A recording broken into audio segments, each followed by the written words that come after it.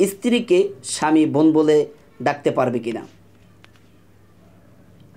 Answer হচ্ছে, আমরা মহাব্বতের ঠেলায়, মহাব্বতের বহির্প্রকাশের জন্য কত নামে আখ্যায়িত করে, কত নামেই যে আমরা ডেকে থাকি, যেটা ইসলাম কখনো সাপোর্ট করে না। সমাধান হচ্ছে, আমাদের ডিজিটাল দেশ, আমরা স্ত্রীকে বোন বলে ডেকে থাকি বা স্বামীকে ভাই বলে ডেকে থাকি। এটা সম্পূর্ণ ইসলামে নিষেধ করা হয়েছে। হাদিসের ভিতরে এসেছেন যে আপনার যদি কোনো সন্তান থাকে, নবী করিম সাল্লাল্লাহু আলাইহি ওয়াসাল্লাম বলিয়াছেন যে সন্তানের নাম ধরে স্ত্রীকে ডাকবে। কথার কথা যে আপনার সন্তানের নাম আব্দুর রহমান, আপনি আপনার ওয়াইফকে ডাকলেন আব্দুর রহমানের আম্মু, বা আপনার ওয়াইফ আপনারকে ডাকলো আব্দুর রহমানের বাবা।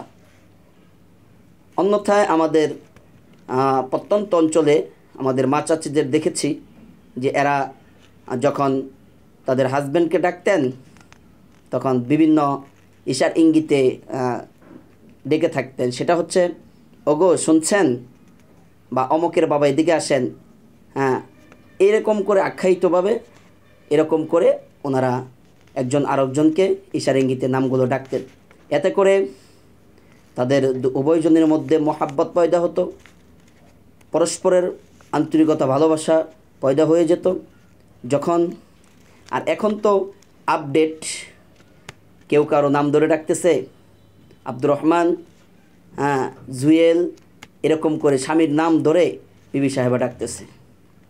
নাম ধরার বিষয়টা এটি ভিন্ন একটি প্রাসঙ্গিক। তবে ইসলামে নাম ধরে ডাকা এটা সম্পূর্ণভাবে নিষেধ নয়। তবে আদবের দিকে খেয়াল করলে দেখা যায় যে ছোটরা কখনো বড়দেরকে নাম ধরে ডাকে না। অতএব এই জায়গা থেকে শিক্ষণীয় বিষয় হলো, স্ত্রীরা কখনো স্বামীদেরকে নাম ধরে ডাকবে না। এটাই সমাধান।